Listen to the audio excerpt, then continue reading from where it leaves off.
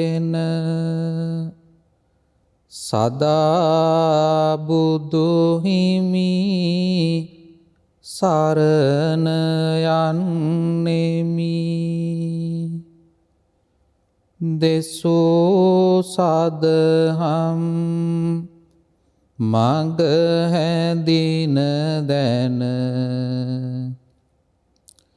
සදා සදහම් සරණ යන්නෙමි. ඒ දහම් මග සැරෝ සංගුණ සොයාගෙන සංග සරණ යන්නෙමි. මෙතුම් සරණේ ගුණ හැඳින දැන සදා තෙරුවන් සරණ යන්නෙමි.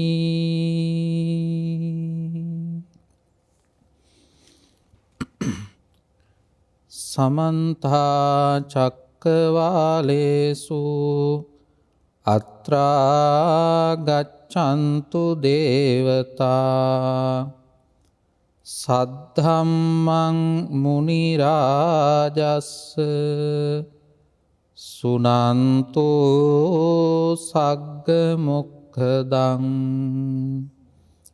ධම්මස්සවන කාලෝ අයං භදන්තා. ධම්මස්සවන කාලෝ අයං භදන්තා. ධම්මස්සවන කාලෝ අයං භදන්තා. නමෝ තස්ස භගවතෝ අරහතෝ සම්මා සම්බුද්දස්ස. නමෝ තස්ස භගවතෝ අරහතෝ සම්මා සම්බුද්දස්ස. නමෝ තස්ස භගවතෝ අරහතෝ සම්මා සම්බුද්දස්ස.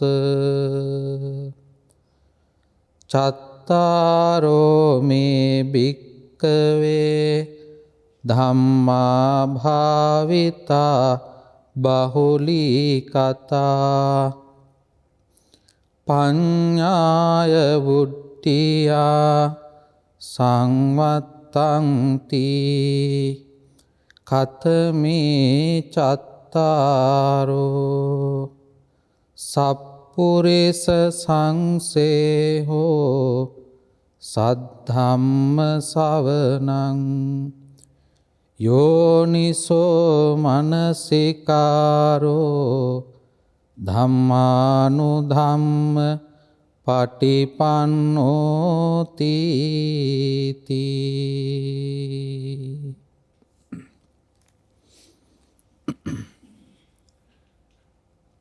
ගෞරවනීය මහා සංඝරත්නයෙන් අවසරයි. සදහවත් කාරුණික පින්වත්නි, දැන් මේ වෙලාවේ සූදානම් වෙන්නේ ලෞතර බුදුරජාණන් වහන්සේ විසින් මේ ලෝකවාසී සත්වයන්ගේ මෙලව පරලොව අභිවෘද්ධිය සලසාලමින් දේශනා කරන්නට යෙදුණු උතුම් වූ ශ්‍රී සද්ධර්මයෙන් බිඳක් ශ්‍රවණය කරන්න. ධර්ම ශ්‍රවණය කරන්න හැමෝටම හැමදාම ලැබෙන අවස්ථාවක් නෙවෙයි ඒ අවස්ථාව. ධර්ම ශ්‍රවණය කරන්නත් අපිට අපේ ජීවිතය තුළ ලැබෙන දුර්ලභ අවස්ථාවක් විදිහටයි ධර්මයේම සඳහන් කරලා තියෙන්නේ. ඒ නිසා මේ රූපවාහිනිය ඔස්සේ චරණ ටීවී නාලිකාව තුළින් ඔබට මේ අවස්ථාව තුළ ධර්ම ශ්‍රවණය කරන්න අවස්ථාව ලැබෙනවා නම් ඒ අවස්ථාව පින්වත්නි ඔබට ලැබෙන්නේ බොහොම කලාතුරකින් ලැබෙන අවස්ථාවක්. ධර්ම ශ්‍රවණය කරන්න නම් ඔබට නිර්මල වූ ශ්‍රී සද්ධර්මය ශ්‍රවණය කරන ශ්‍රාවකයා බවට පත්වෙන්න නම් ඔබට නිර්මල ශ්‍රී සද්ධර්මයේ දේශනා කරන දේශකයා සිටින කාලයක ඔබ ජීවත් විය යුතුයි. බුදුරජාණන් වහන්සේ එක අවස්ථාවකදී ලිච්ඡවි පිරිසක් උදෙසා ලෝකේ තියෙන දුර්ලභ කාරණාවන් අතර ධර්ම දේශනා කරන දේශකයන් වහන්සේ දුර්ලභයි කියලා සඳහන් කරනවා. එය දෙවෙනි වෙන්නේ මේ ලෝකයට සම්මා සම්බුදුරජාණන් වහන්සේ නමක් පහළ වීම කියන කාරණාවට පමණයි. එහෙනම් මේ වර්තමාන කාලය තුල අපිට බොහෝ අවස්ථාවන් තුලින් ධර්ම ශ්‍රවණය කරන්න හැකියාව ලැබිලා තියෙනවා. එහෙමට ලැබුණාට මෙය හැමදාම කෙනෙකුට සසර ලැබෙන අවස්ථාවක් නෙවෙයි. ඇතැම් වෙලාවන් වලදී අපිට ආසාවක් ඇති වෙන්න පුළුවන් ධර්ම ශ්‍රවණය කරන්න. කැමැත්තක් ඇති වෙන්න පුළුවන්. හැබැයි මේ කැමැත්තට විතරක් ඉෂ්ට කරගන්න පුළුවන්කමක් ලැබෙන්නේ නැහැ. එයට අවශ්‍ය කරන ඔබේ ෂණ සම්පත්තියත් නිර්මාණය වෙලා තියෙන්නට අවශ්‍ය කරනවා. එහෙනම් ඔබ වාසනාවන්තයි භාග්‍යවන්තයි මේ විදියට හෝ මේ නිර්මල ශ්‍රී සද්ධර්මය ශ්‍රවණය කරන්න ලැබීම. ඔබට නිවසේදී හෝ එහෙම නැත්නම් වෙනත් ස්ථානයකදී හෝ මේ චරණ රූපවාහිනිය ඔස්සේ මේ ධර්ම ශ්‍රවණය කරන්න අවස්ථාව ලැබෙනවා. වෙනත් අවස්ථාවන් වලදීත් ඔබට ධර්ම ශ්‍රවණය කරන්න ඉඩකඩ ලැබෙන්න පුළුවන්. පින්වත්නි, අපි බොහෝ වෙලාවන් වලදී අපේ ජීවිතයේ බොහෝ කාර්යයන් වලට මුල් තැන දෙනවා.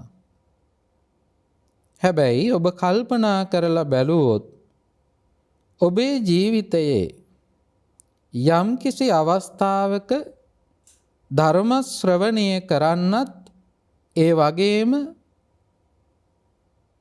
තවත් පරිබාහිර කාරණාවන් කිහිපයකුත් යෙදිලා තියෙනවා නම් ඔබ මෙයින් ප්‍රමුඛත්වය දෙන්නේ කොකටද?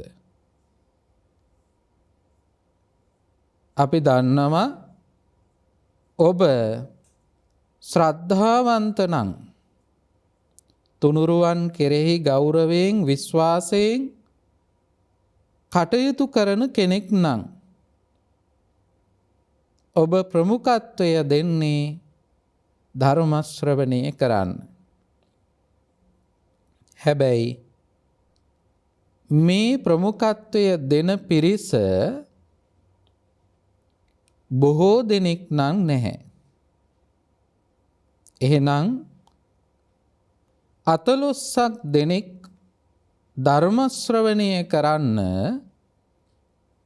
ප්‍රමුඛත්වය දුන්නාට ඊට වඩා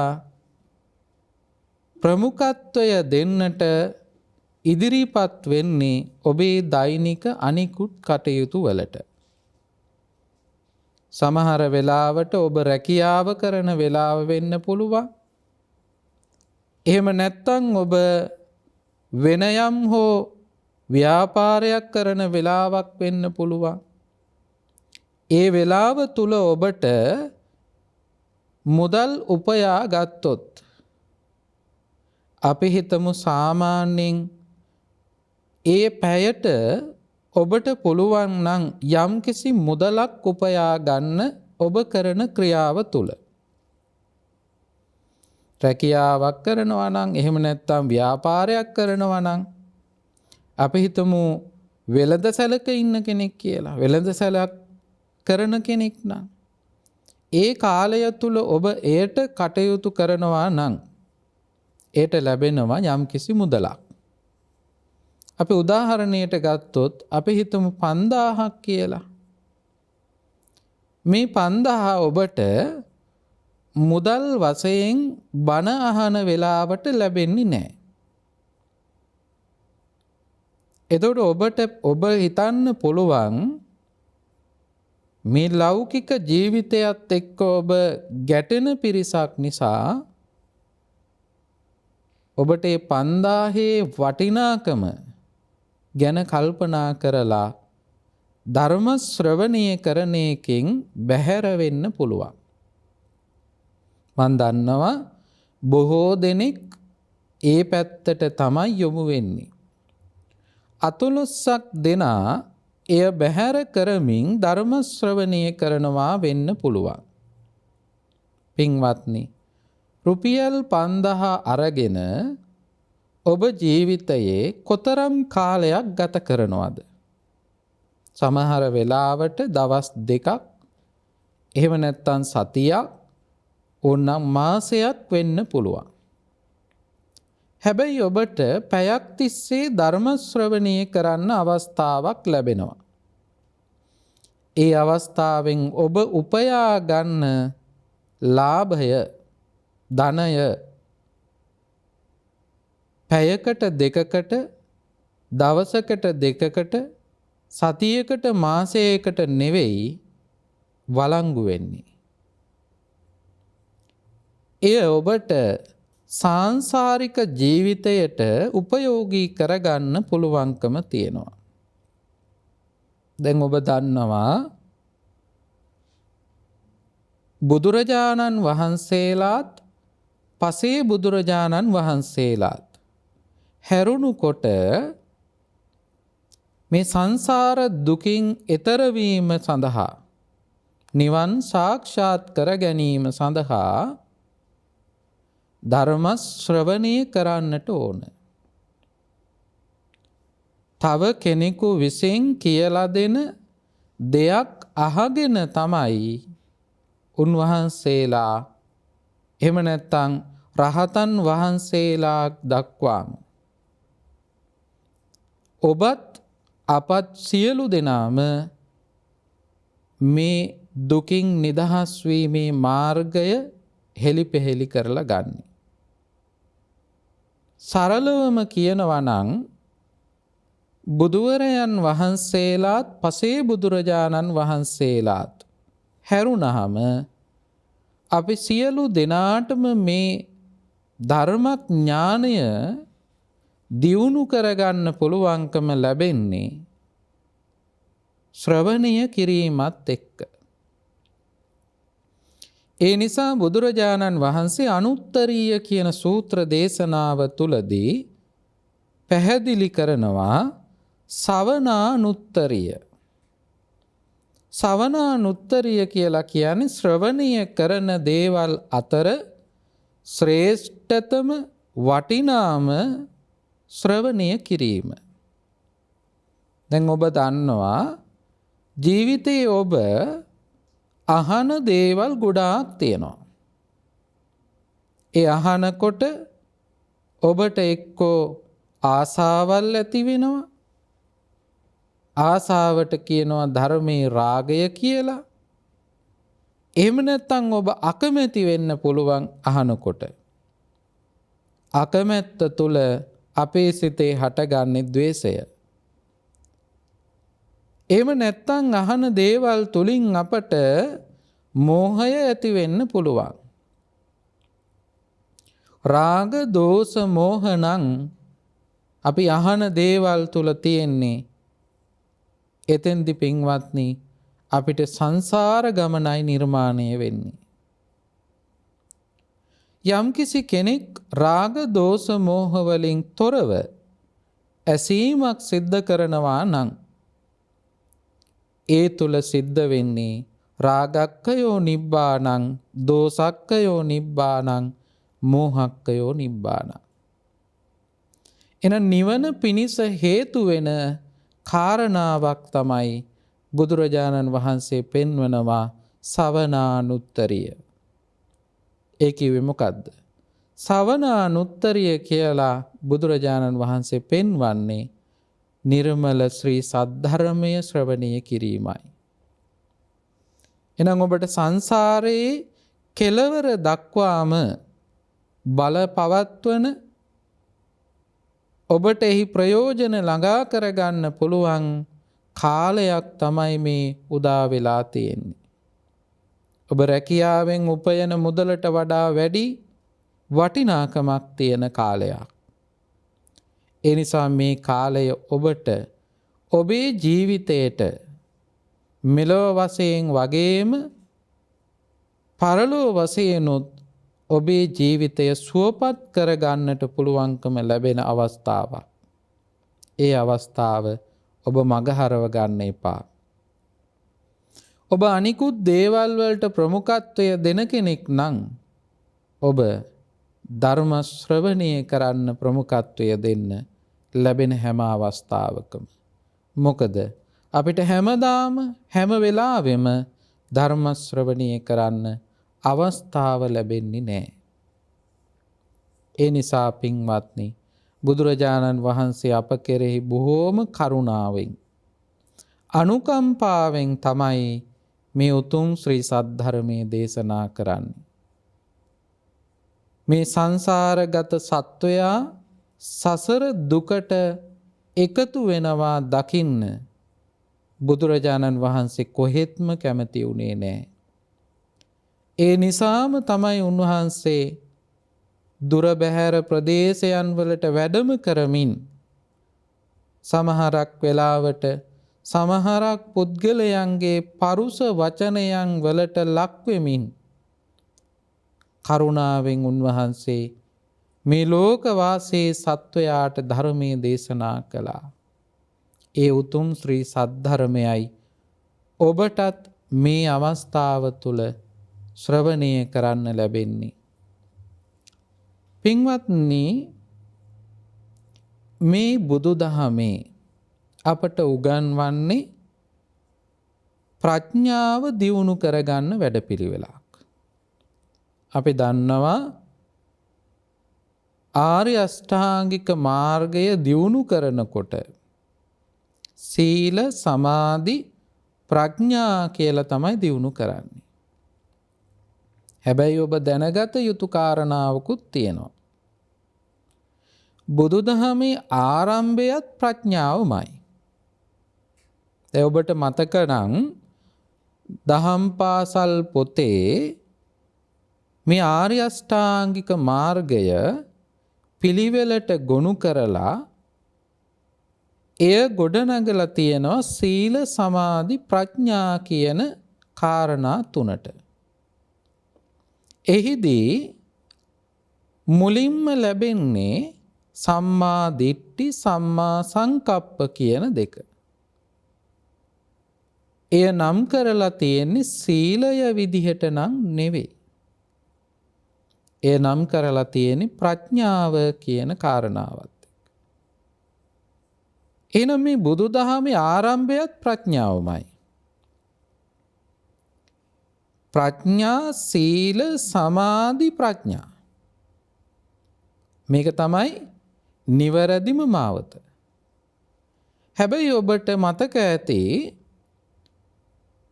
ආර්ය අෂ්ටාංගික මාර්ගය ඉහළට දියුණු කරනකොට කෙනෙකුට වර්ධනය වෙන ආකාරය පැහැදිලි කරලා තියෙන්නේ ප්‍රඥා සීල සමාධි.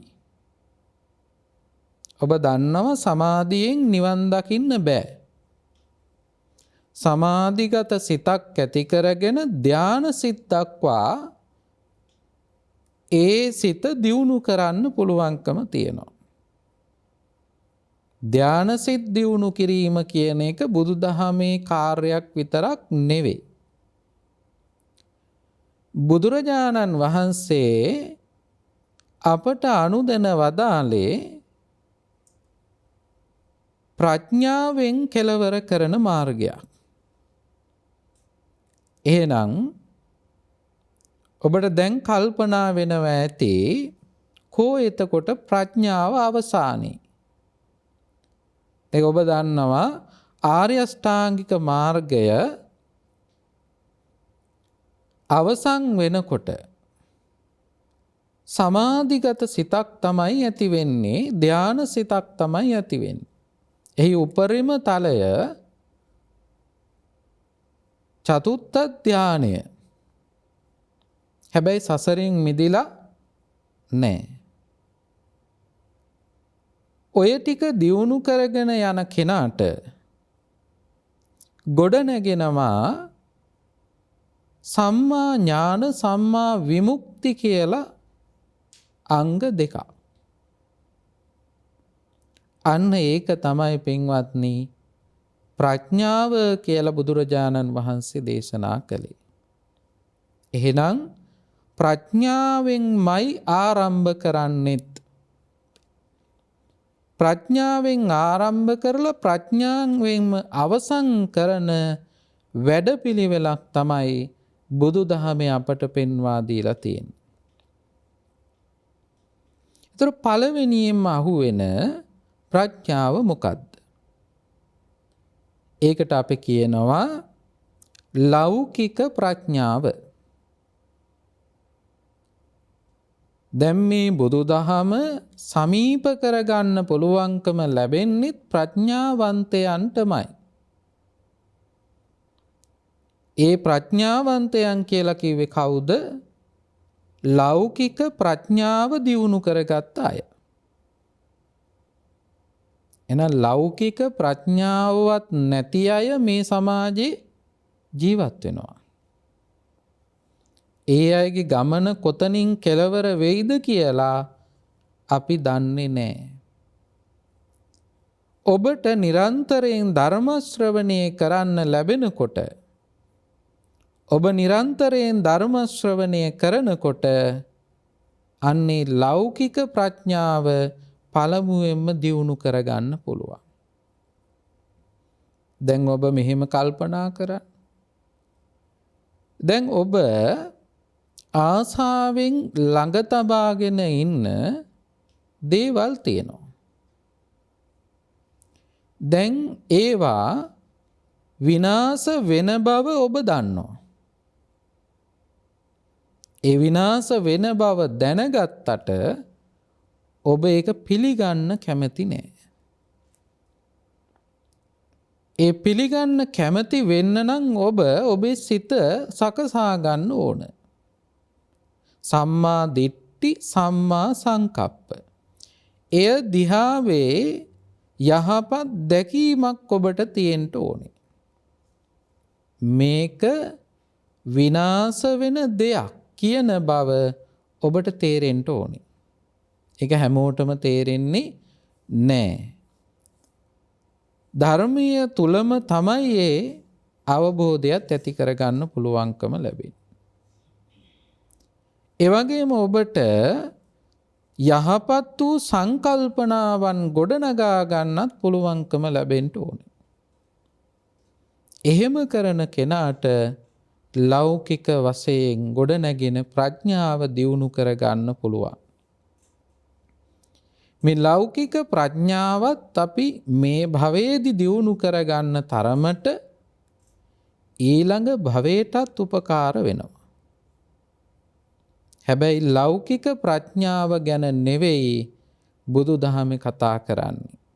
අවසාන වශයෙන් අපට ප්‍රඥාව දියුණු කරගන්නට ඕන ලෝකෝත්තර ප්‍රඥාව. එහෙම නැත්නම් අපි ඒකට කියනවා විදර්ශනා ප්‍රඥාව. මේ විදර්ශනා ප්‍රඥාව දක්වාම අපි අපේ ජීවිතය පුරුදු කරන්නට ඕන. බුදුරජාණන් වහන්සේ සංයුත්ත නිකායේ සෝතාපට්ටි කියන වර්ගය තුලදී දේශනාවක් දේශනා කරනවා. මේ දේශනාවේ නම වුඩ්ඩි සූත්‍රය. වුඩ්ඩි කියලා කියන්නේ වර්ධනය. වැඩි දියුණු කරගන්නට ඕන. බුදුරජාණන් වහන්සේ පෙන්වනවා චත්තාරි භික්ඛවේ ධම්මා මහණෙනි ධර්මයෝ හතරක් භාවිතා බහුලේ කතා භාවිත කරන්න බහුල වශයෙන් දියුණු කරන්න. ඒ මොනවද? කතමේ චත්තාරෝ සප්පුරිස සංසේහෝ. පළවෙනි කාරණාව තමයි මේ ප්‍රඥාව කරා ගමන් කරන කෙනෙක් පළමුවෙන්ම තමන්ගේ ජීවිතේ ගොඩනගා ගත යුත්තේ සත්පුරුෂ ආශ්‍රයක්. දැන් මංගල සූත්‍රයේදී මංගල කාරණාවන් පැහැදිලි කරනකොට පළමුවෙන්ම කියන්නේ මොකද්ද? අසේවනාච බාලාන. බාලයන්ගෙන් වෙන් වෙන්න ඕන. පණ්ඩිතානංච සේවනා. පණ්ඩිතයන් සේවනය කරන්නට ඕන. දැන් ඔබ දරුවෙක් ගොඩනගනවා නම් ඒ දරුවට මුලින්ම කරන්න ඕනේ නොගැලපෙන දේවල් වලින් ඈත් කරන එක. ඒ නොගැලපෙන දේවල් ආශ්‍රයෙන් දුරු කරාම ඒ තුල අපිට නිවැරදි දේ ඇසුරට ලබා දෙන්න පුළුවන්කම ලැබෙනවා. දැන් මෙතෙන්දි බුදුරජාණන් වහන්සේ භික්ෂූන් වහන්සේලාට පැහැදිලි කරනවා මහණෙනි පඤ්ඤා වුඩ්ඩියා ප්‍රඥාව දියුණු කර ගැනීම පිණිස කාරණාවන් හතරක් දියුණු කර ගන්නට ඕන. ඒ තමයි පළවෙනි කාරණාව සත්පුරුෂ ආශ්‍රය. සත්පුරුෂ ආශ්‍රය කියලා කියනකොට සත්පුරුෂයා හඳුන්වනවා ධර්මයේ පණ්ඩිතයා කියලා. සත්පුරුෂයා පණ්ඩිතයා කියන පුද්ගලයා දුර්ලභ කෙනෙක්. සත්පුරුෂයා හැම කාලෙම අපිට මුණ ගැහෙන්නේ. මුණ ගැහෙනවා නම් ඒ මුණ ගැහෙන්නේ අපි සසර අපි පුරුදු කරලා තියෙන දේවල් වලට අනුව. ඒ නිසා ඔබට මේ වෙලාවේ සත්පුරුෂ ආශ්‍රයක් තියනවාද කියලා කල්පනා කරලා බලන්න. සත්පුරුෂයා අපි හඳුනාගන්නේ කොහොමද? බුදුරජාණන් වහන්සේ සත්පුරුෂයා හඳුන්වනවා පණ්ඩිතයා කියලා. බාල පණ්ඩිත කියලා සූත්‍ර දේශනාවකදී බුදුරජාණන් වහන්සේ පෙන්වනවා බාලයාගේ ස්වභාවයත් පණ්ඩිතයාගේ ස්වභාවයත්.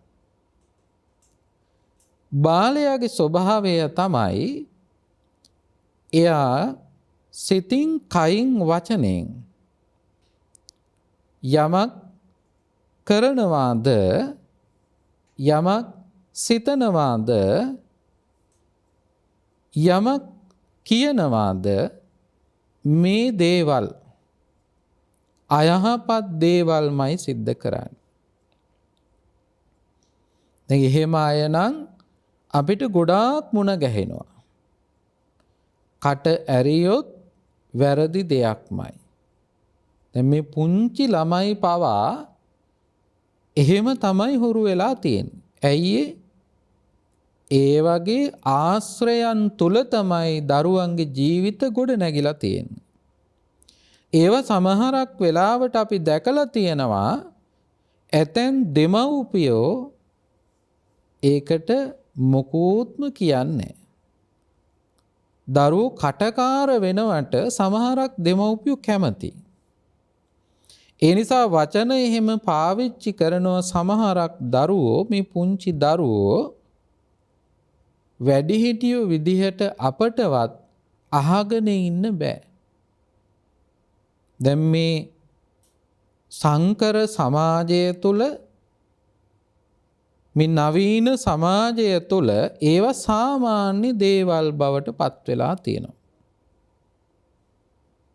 එතකොට ඔබ කල්පනා කරලා බලන්න මේ සමාජයේ කීයෙන් කී දෙනාද එහෙම නොවෙන්නේ කියලා. දැන් ඔබ ඔබේ දරුවා ගැනම කල්පනා කරලා බලන්න. එතකොට ඒ දරුවා ගොඩ නැගෙන්නේ කොහොමද?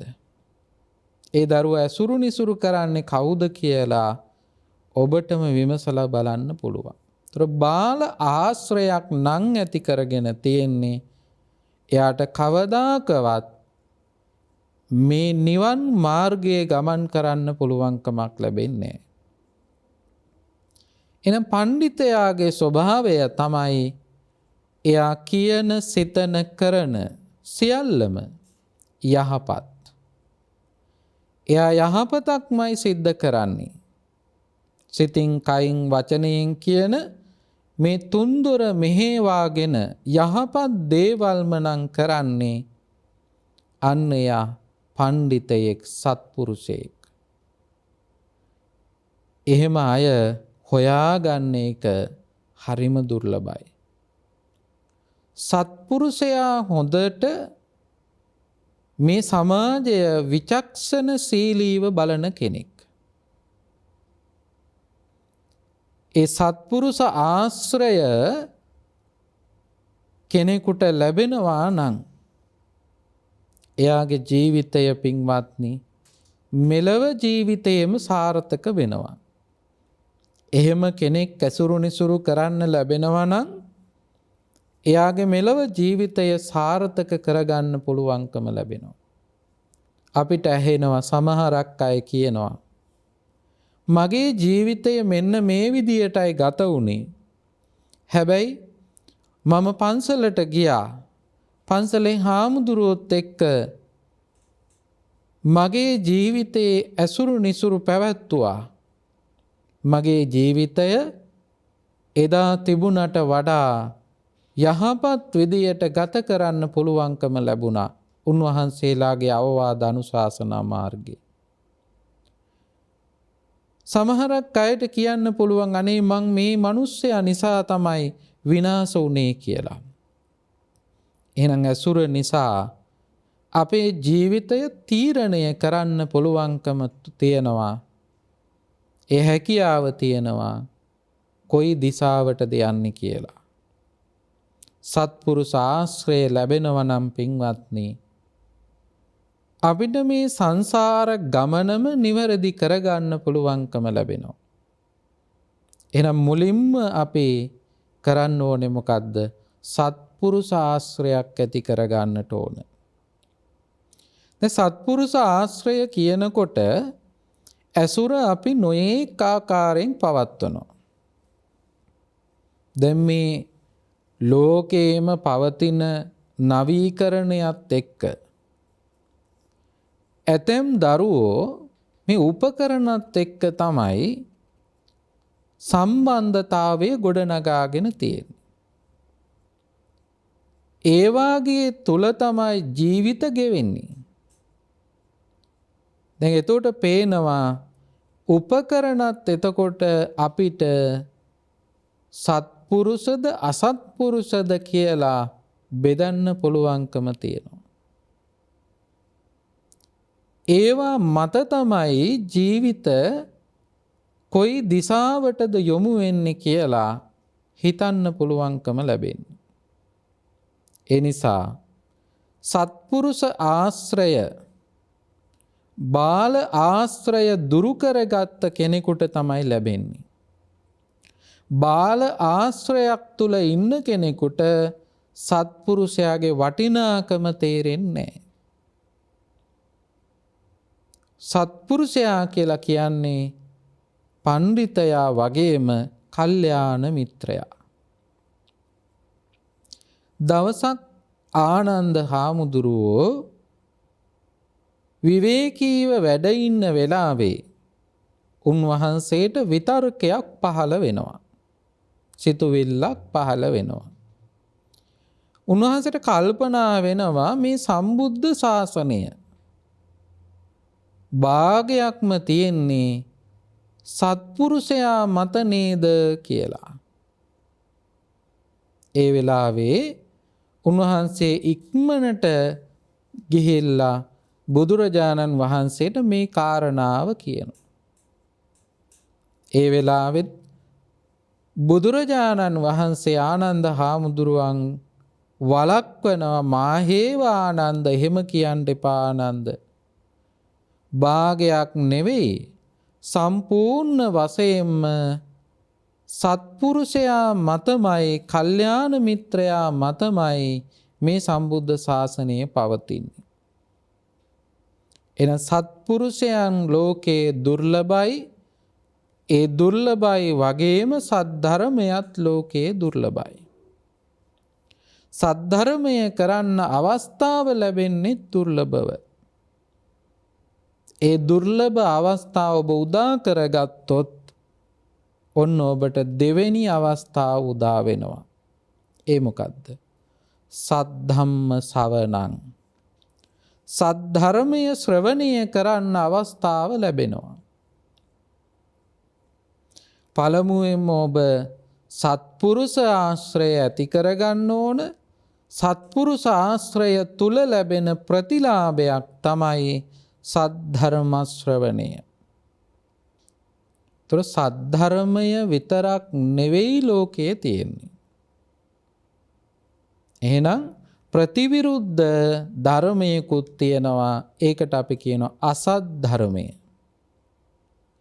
සද්ධර්මය හැම කාලෙම ලෝකේ පවතින්නේ නැහැ. හැබැයි අසත් ධර්මය ලෝකේ බොහෝ කාලයක් පවතින්න පුළුවන්. අසත් ධර්මය අපිට අමාරු නෑ අපේ ජීවිතයට සමීප කරගන්න. සද්ධර්මය දුර්ලභ වුණාට අසත් ධර්මය දුර්ලභ නෑ. සද්ධර්මයෙන් කරන්නේ අපිව නිවන කරා යොමු කිරීම. ඒ දිසාවටයි අපි යොමු කරන්නේ. අසත් ධර්මයෙන් කරන්නේ අපේ අපාය කරා යොමු කිරීම. නිරය කරා යොමු කිරීම.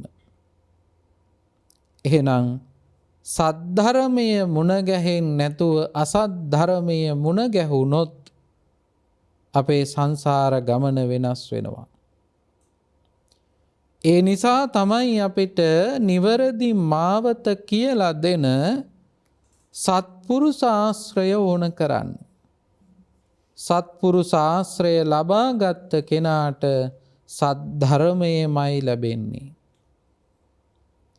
සද්ධර්මය නොලැබිලා අසද්ධර්මය ලැබෙන අවස්ථාවක් වුණොත් එහෙම සමහරක් වෙලාවට ඔබට සද්ධර්මය කියලාම හිතෙන්න පුළුවන්.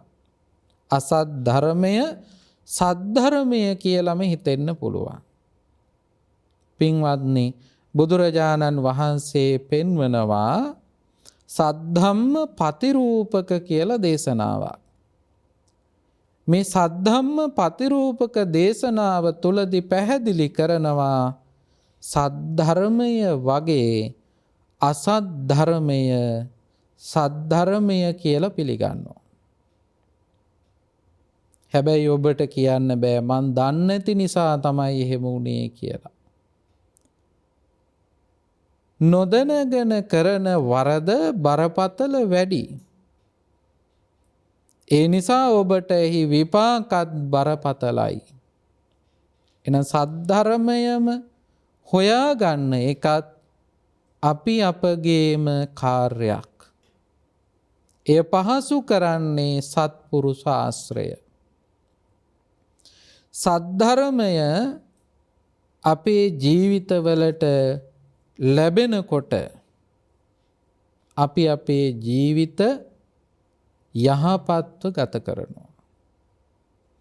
ඒ විතරක් නෙවෙයි සද්ධර්මය ජීවිතයේ පුරුදු කරනකොට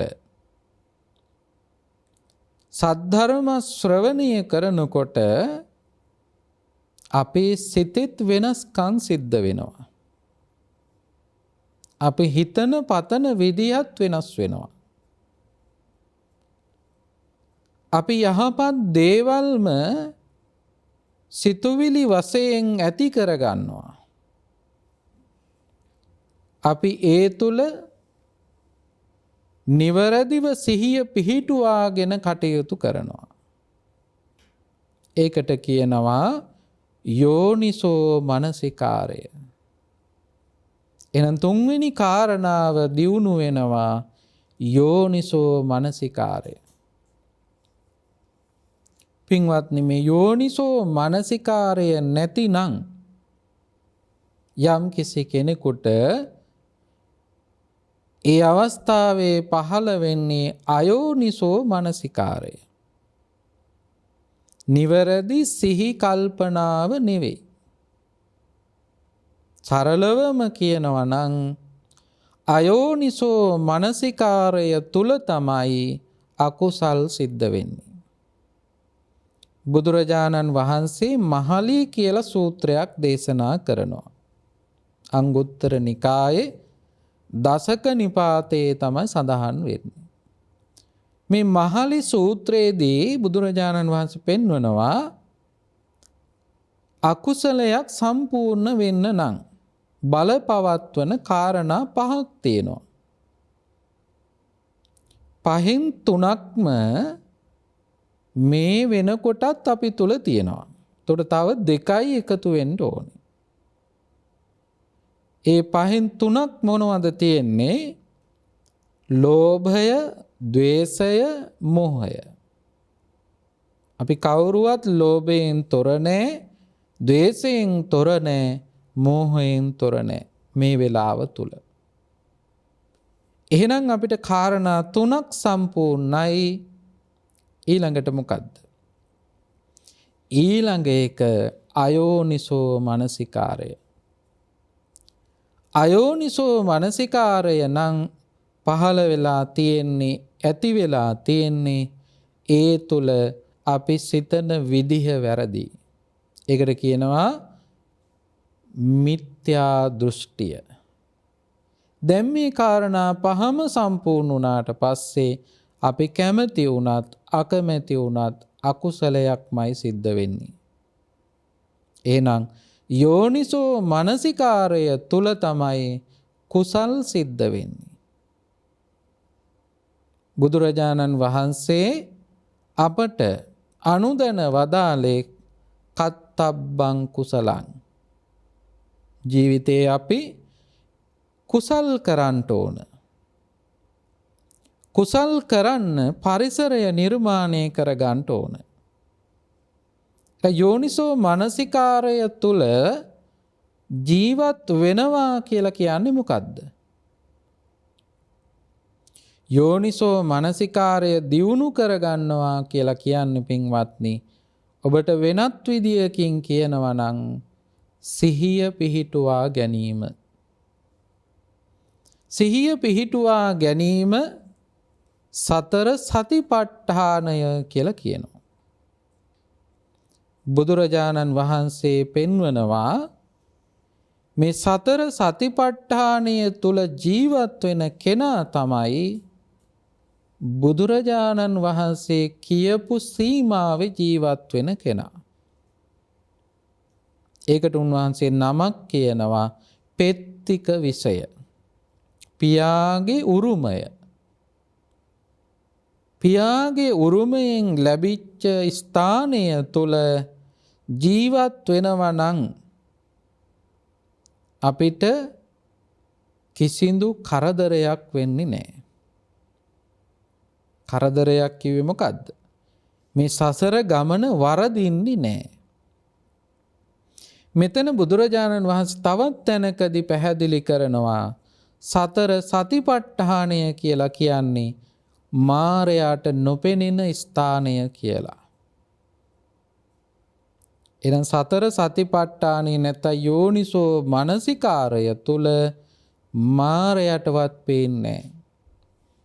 සඳහන් කරන්නේ මාරයාගේ ඇස් දෙකට වැලි ගැහුවා හා සමානයි. ඇස් වලට වැලි ගැහුවොත් එහෙම එක පාරට අපි කොහෙද ඉන්නේ කියලාවත් පේන්නේ නැහැ. ඒ වගේ මාරයාගේ ඇස් දෙකට වැලි ගැහුවා වගේ තමයි සතර සතිපට්ඨානය තුල ජීවත් වීම. එහෙනම් එහින් මෙහා අපි ජීවත් වෙන හැම තප්පරයක්ම මාරයාගේ සීමාවේ. මේ කාම ලෝකයට අධිපති තමයි පින්වත්නි මාරයා. ඒ මාරයාගේ සීමාවේ ජීවත් වෙනවා නම් මාරයා අපිට උදව් කරනවා. මාරයා අපිට බාධා පමුණුවන්නේ යාගේ සීමාවෙන් බැහැර වෙනකොට. එහෙනම් සීමාවෙන් බැහැර වෙන අවස්ථාව තමයි සිහි කල්පනාවෙන් සිටින අවස්ථාව. මේ සිහි කල්පනාවෙන් සිටින අවස්ථාවේ තමයි අපි ධම්මානුධම්ම ප්‍රතිපදාව අනුගමනය කරන්නේ. දැන් ඔබ කල්පනා කරලා බලන්න ඔබට තරහ ගිය වෙලාවක්. තරහ ගිය වෙලාවට ඔබට පේන්නේ නැහැ ඔබේ අතේ තියෙන්නේ මොකද්ද කියලා. සමහර වෙලාවට ජංගම දුරකථනය වෙන්න පුළුවන්. එහෙම නැත්නම් වෙනත් උපකරණයක් වෙන්න පුළුවන්. තරහ ගිය වෙලාවට ඔබ මොකද කරන්නේ? එයින් පහර දෙනවා, එය පොළවේ ගහනවා. ඒ අහල පහල තියෙන දේවල් විනාශ කරනවා. හැබැයි ඔබට සිහි කල්පනාව නැහැ. මේ මමම වියදම් කරලා ගත්තේවා කියලා දැනගන්න. එයින් වෙන හානිය මොකද්ද? තමන්ටම හානි වෙනවා. එහෙනම් ධර්මානුධර්ම ප්‍රතිපදාව ජීවත් වෙන්න ධර්මයට අනුගතව ජීවත් වෙන කෙනා හැම වෙලාවෙම යෝනිසෝ මනසිකාරය දියුණු කරගන්නට ඕන. අපි කියන්නේ අපි දැහැමිව ජීවත් වෙනවා කියලා.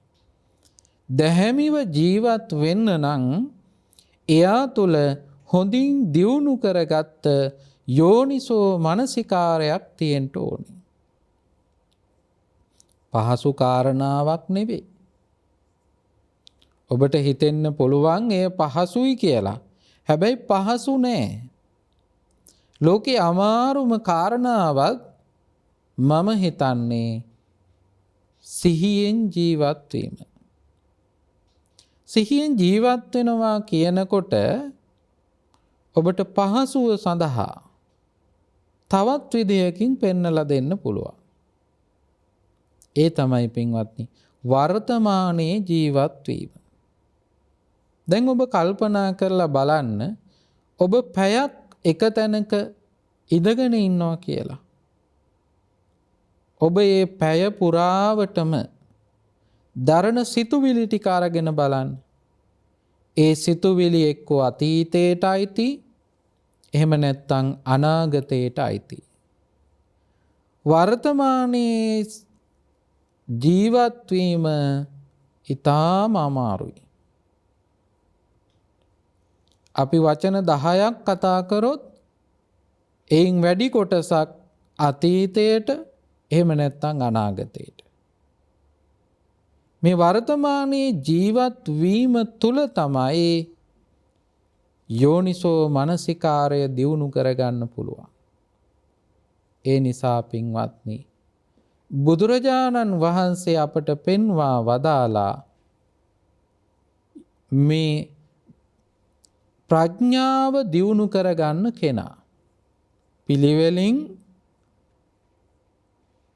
සත්පුරුෂ ආශ්‍රය ඇති කරගන්න ඕන, සද්ධර්මය ශ්‍රවණය කරන්නට ඕන. යෝනිසෝ මනසිකාරය දියුණු කරගන්නට ඕන. ධර්මානුධර්ම ප්‍රතිපදාව අනුගමනය කරන්නට ඕන. ධර්මයට අනුගතව ජීවිත ගොඩනගා ගන්නට ඕන. එතකොට පින්වත්නි ඔබට ප්‍රඥාවමයි දියුණු වෙන්නේ. ඔබට ඒ ප්‍රඥාව දියුණු කර ගැනීම තුළ මේ සංසාර දුකින් එතරව ලබන නිවන් සුවය සාක්ෂාත් කරගන්න පුළුවන්කම ලැබෙනවා. නිවන තමයි ප්‍රඥාව. ප්‍රඥාවෙන් තොර නිවනක් නැහැ. ඒ නිසා ප්‍රඥාවමයි අපි දියුණු කරගත යුත්තේ. මුලින් ප්‍රඥාව එය ලෞකික ප්‍රඥාව. ලෞකික ප්‍රඥාව දියුණු කරගත්ත කෙනාට තමයි සීලය දියුණු කරගන්න පුළුවන්. සීලය දියුණු කරපු කෙනාට තමයි සමාධිගත සිතක් ඇති කරගන්න පුළුවන්කම තියෙන්නේ. අන්න සමාධිගත සිතේ තමයි ප්‍රඥාව දියුණු වෙන්නේ. එහෙනම් සමාධිගත සිතක් ඇති කරගන්න මේ කාරණාවන් හේතු කරගන්න පුළුවන්කම තියෙනවා. ඒ තුළ අපිට ලෝකෝත්තර ප්‍රඥාව විදර්ශනා ප්‍රඥාව දියුණු කරගන්න පුළුවන්කම ලැබෙනවා. ඒ ලෝකෝත්තර වූ ප්‍රඥාව ඔබ සියලු දෙනාටම උදා කරගන්නට මේ මැරෙමින් ඉපදෙමින් යන සංසාර ගමන නිමාවට පත් කරලා උතුම් නිවන් සුව සාක්ෂාත් කර ගැනීම පිණිස මේ උතුම් දේශනාව උපනිශ්‍රය වේවා කියලා අපි ප්‍රාර්ථනා කරනවා. ඔබ ධර්ම ශ්‍රවණය කළා. මේ චරණ රූපවාහිනී ඔස්සේ ඔබට ධර්මය දායාද කළා. දානය කළා. ධර්ම දානය උතුම් දානයක්. මේ ධර්ම දානමය පින්කම සිදු කරගන්නට යෙදුණා. ඒ වගේම අපි ධර්ම දේශනා සිද්ධ කළා. අපි සියලු දෙනා පින් සිද්ධ කරගත්තා. මේ රැස් කරගත්තා උතුම් පුණ්‍ය ශක්තිය පළමුව දෙවියෝ අනුමෝදන් වේවා. සතුටු වේවා. සතුටට පත්වන දෙවියෝ දිවයිසුරු වඩා වර්ධනය කරගෙන අපවත් සම්බුද්ධ ශාසනයත් රටත් ජාතියත් ඔබවත් ආරක්ෂා කරත්වා. දෙවියෝ නිවනින් සැනසීම උදා කර ගනිත්වා කියලා සාදු කියමු. ඒ වගේම මියගිය ඥාතීන්ටත් මේ පින් අනුමෝදන් කරමු. අනුමෝදන් වේවා. ඔබ නමින් අප නමින් රට නමින් ජාතිය නමින් මිය පරලෝ යන්ට යෙදුන සියලු දෙනාටම මේ පින් අනුමෝදන් කරමු. අනුමෝදන් වේවා. ඒ ඇත්තන්ගේ භවගාමී ජීවිතය සුවපත් කරගනීවා. සසර දුකින් අත මිදී නිවනින් සැනසීම උදා කරගනිත්වා කියලා සාදු කියලා ප්‍රාර්ථනා කරමු. අනන්ත තුනුරුවන්ගේ ආශිර්වාදයත් දෙවියන්ගේ දේවාශිර්වාදයත් මේ සිදු කරගත්තා උතුම් පුණ්‍ය ශක්තිය ආශිර්වාද බලයත් ධර්ම ශ්‍රවණය කළ ඔබ සියලු දෙනාටමත් ඔබට බණ අහන්න අවකාශය සලසලා දුන්න චරණ රූපවාහිනී කාර්ය මණ්ඩලයේ සියලු දෙනාටමත් ඔබ අප සියලු දෙනාටමත් මෙලව ජීවිතයේ යහපත පිණිසමත් පරලොව ජීවිතයේ යහපත පිණිසමත් මේ උතුම් පුණ්‍ය ශක්තියින් හේතු වේවා වාසනා වේවා කියලා අපි ප්‍රාර්ථනා කරමු. ආකාසට්ඨා ච බුම්මට්ඨා දේවා නාග මහිත්‍තිකා පුඤ්ඤන්තං අනුමෝදිත්වා චිරං රක්ඛන්තු ලෝක සාසනං චිරං රක්ඛන්තු දේශනං චිරං රක්ඛන්තු ත්වං සදා. අවසාන වශයෙන් අපි අපගේ දෙමව්පියන්ටද මේ පින් අනුමෝදන් කරමු. අනුමෝදන් වේවා. දස මස මා කුසේ දරා බිහි කල මගේ අම්මේ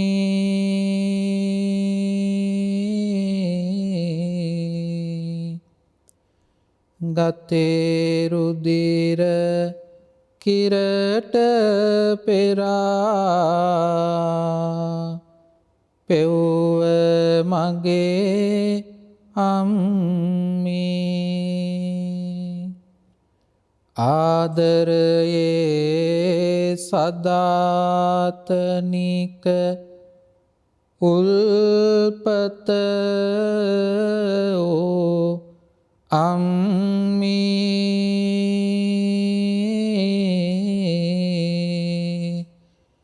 මේ පින්ගෙන කෙලෙස් නිවා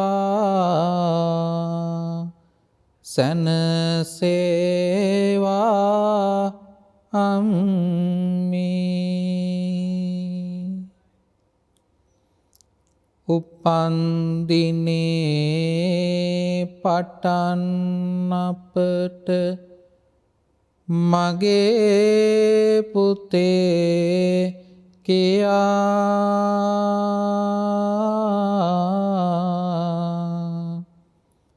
ආදරයෙන් කරුණාවෙන් මට ඇමතු පියා සිහිකරනවා පපුවේ තියෙන උතුම් ගුණය දයා